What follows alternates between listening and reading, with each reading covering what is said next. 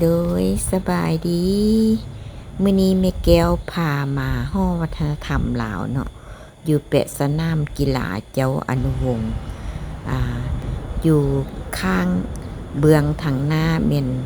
สนามกีฬาเจ้าอนุวงศ์เนาะส่วนทางด้านใต้ละเม่นอาหารพิซซ่า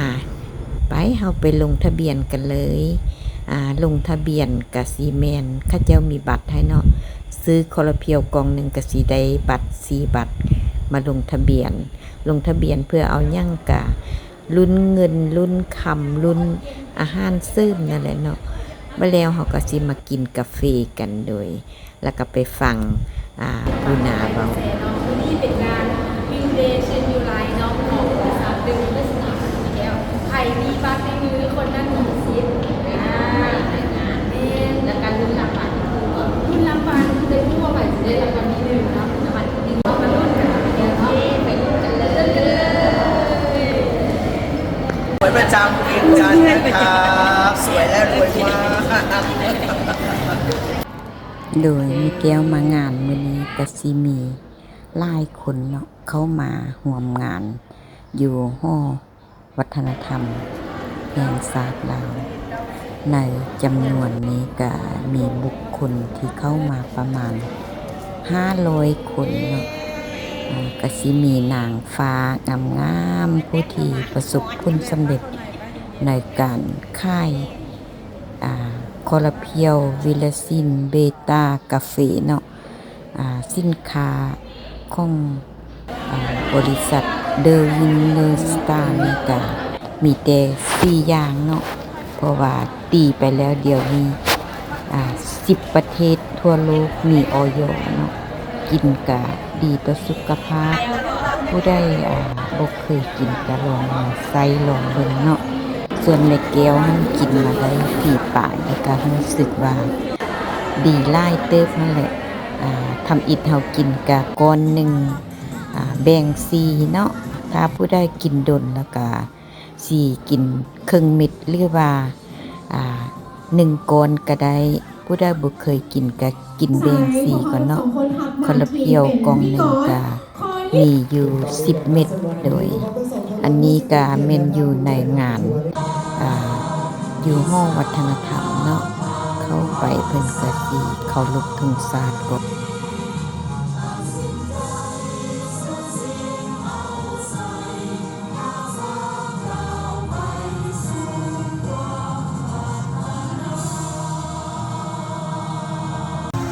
หลังจากเคารพธงชาติแล้วก็สิมีหัวหน้าตัวแทนหลายใหญ่เนาะอยู่เวียงจันทน์ซึ่งสถานที่ตั้งอยู่ไอติกเนาะชั้น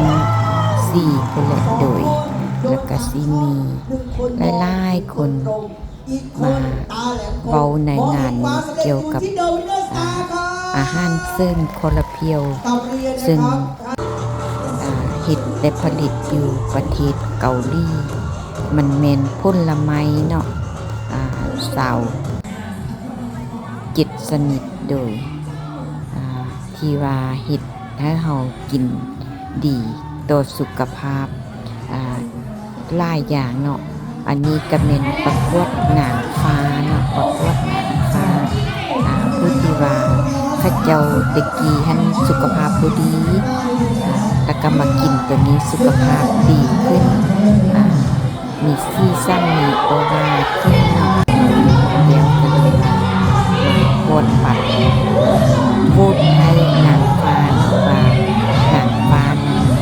สิแม่นผู้ใดสิได้เป็นนางฟ้านั่นก็เลยว่าในโลกนี้เป็น4คนอายุสูงสุดก็สิแม่น72ปีแล้วเป็นเบาหวานความดันเป็นไขมันเป็นหลายๆโรคนั่นแหละแต่ว่าเดี๋ยวนี้เราสุขภาพแข็งแรงและการเข้ามาอยู่ครอบครัวของเดอะวินเนอร์สตาร์เนาะโดยในนี้ก็สิมีการประกวดหลายอย่างหลายอันฮอดเวลาแล้วก็สิเมื่อแล้วได้มาแก้วนะงานก็บ่ทันจบดอกแล้วก็สิเมื่อแล้วเนาะเพราะว่าแม่นางกับแม่นั้นบ่ทันได้กินข้าว ออกนี่แล้วก็สิแม่นไปกินพิซซ่าไปกินกะแลมเนาะ ไปเพิ่มพลังโดยไปนำกันเลยไปหานพิซซ่าเด้อไปเลยยักษ์พิซซ่านี่มาเลยบ่ต้องงัดกันพุ่นละค่ะ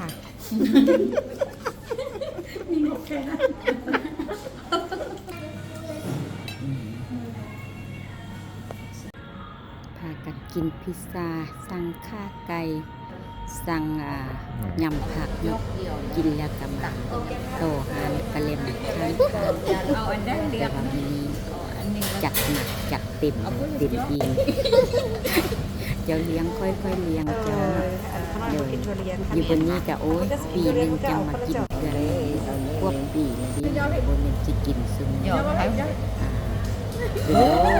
ปีนับจังได้มากินกันนึงโอเคขอบใจหลายๆเด้อที่ติดตามคลิปแม่แก้วจนจบก็ให้ทุกคนมีความสุขสุขภาพแข็งแรงมีแต่สิ่งดีๆเข้ามาในชีวิตปราศจากทุกข์มีสาธุสาธุ